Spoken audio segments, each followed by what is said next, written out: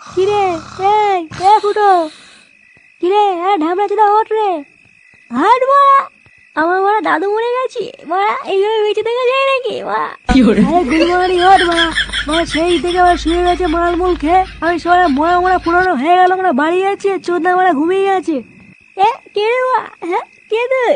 আমার দাদুকে নিয়ে তারপরে উঠবো। আরে ঢামনা দাদু ক্লিয়ার হয়ে গেছে না, ওদের বাড়ি চলো, অনেক হয়েছে। কি বলছি মা? দাদু ক্লিয়ার?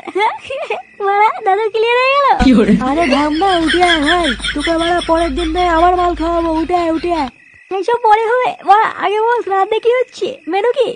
দেখেনি মা এইসব মাথা দেখে কি বলতে হয় বলতো? মারা 2 ঘন্টা হয়নি এখনো বুড়ো মরেছে, আর চোদ্দা এখনই বলছে মেনু কি? হ্যাঁ কেন মা ভুল কি বলেছি? হ্যাঁ মা বুড়ো গেছি তো গেছি, তাই বলে কি শ্রাদ্ধ খাবো নাকি? হ্যাঁ যাই হোক মা, বেশি কথা বলাবো না, হয় আমার দাদুকে নিয়ে, নাহলে ওরা বল মেনু কি হচ্ছে।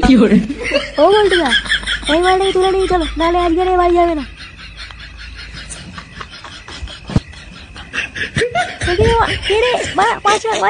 খুচরো পয়সা নেই, 5 সেটা রাখি দেবো মা। ছাড়